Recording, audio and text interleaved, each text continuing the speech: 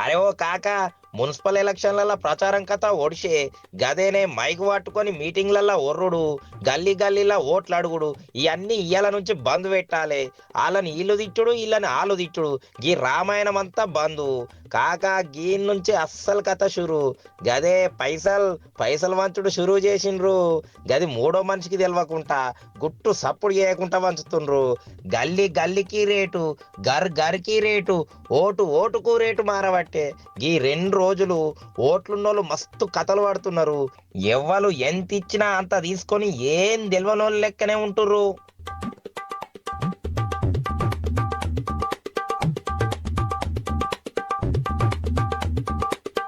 అరే మున్సిపల్ ఎలక్షన్లే గింత పిరమైతే రేపు అసెంబ్లీ ఎలక్షన్ల లెక్క ఎంతకొస్తుందో ఆలోచిస్తే తలకాయ ఎంత గరం అవుతుంది కాక.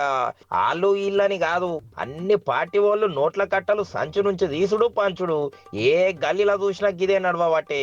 గింతగానం పైసలు ఏందయ్యా, జర దూరం రాదు అని అంటే గదేం తెలియదు, గా పార్టీ వాళ్ళు మస్తు ఇస్తున్నారంట. మీకు ఓటు కావాలంటే ఇప్పుడే చెప్పుండ్రి, బేరం ముగిసినాక లొల్లి పెట్టద్దు మళ్ళా అనుకుంటా బేఫికర్గా పబ్లిక్ వ్యాపారం షురూ చేసిండ్రు. మరి ఓట్లా మజాకా అని అంటున్నారు.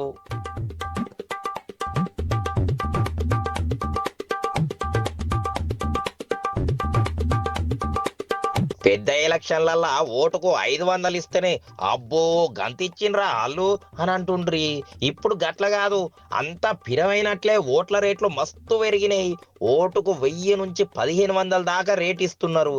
గీళ్ళ బేరమే మంచిగా ఉండే, కథ చాలా దూరం పోతున్నది కాక. డబ్బులు అద్దులే గాని మిక్సీ కొని పెట్టుర్రి, టీవీలు కావాలి, మా ఇంట్లో చాలా ఓట్లు ఉన్నాయి, పెద్ద ఫ్రిడ్జ్ కావాలి, ఓ గిట్ల గొంతెమ్మ కోరికలు కోరుతున్నారు. పాపం క్యాండిడేట్లు ఏం చేస్తారు చెప్పు. సర్లే బిడ్డ, ఇయ్యాల నీది, ఈ ఎలక్షన్లు అయితే ఒడవని, గప్పుడు చెప్తాం మీ కథలు అనుకుంటా సప్పుడు చేయకుండానే పనులంతా కొరుక్కుంటుర్రు.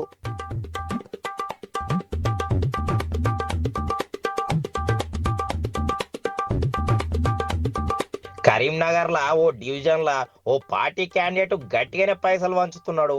ఓటుకు 3000 ఇస్తున్నాడు. అవతలోళ్ళు గంతే ఇస్తామని అంటే మరో 500 కలిపి ఇస్తున్నాడట. చూసిండ్రా పైసల పోటు ఎట్లున్నదో. పాగలు గాని పెళ్లిలా తిన్నోడే షాని అన్నట్టుండే. వనపర్తిలో ఓటు ఇంకా పిరమయ్యే.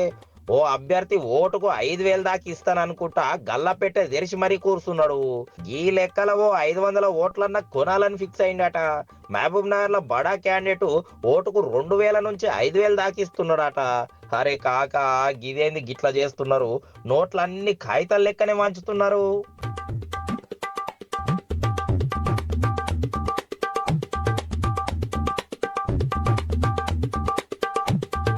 నారాయణపేటలో ఓ అన్న మస్తు ప్లాన్ వేసిండు. పైసలు వంచుడు కాదు గాని చీరలు, ప్యాంట్లు, షర్టు పీసులు, మందు సీసాలు, ఓ ఇండ్లకు కావాల్సిన సామాన్లు అన్ని జమ చేసి పెట్టిండు.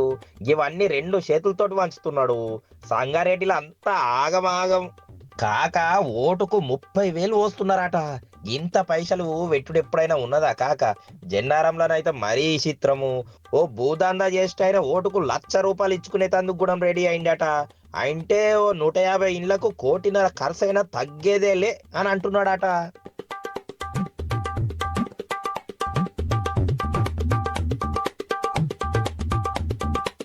కాక నాకో డౌటు, మున్సిపల్ ఎలక్షన్లలో గెలిస్తే ఏమత్తది? ఇన్ని పైసలు పోసి పవర్ తెచ్చుకొని ఏం చేస్తున్నారు? నా లెక్క చాలా మందికి అనుమానమే.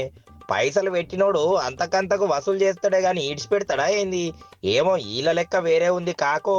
కోటి ఇచ్చినోడు లూటీ చేసేటందుకు రెడీగానే ఉంటాడు. చూద్దాం గీ పంచుడు ఎంత దాకా పోతుందో. సరే కాక, ఎల్లొస్తా, మళ్ళొస్తా, రేపొస్తా, బాయ్ బాయ్.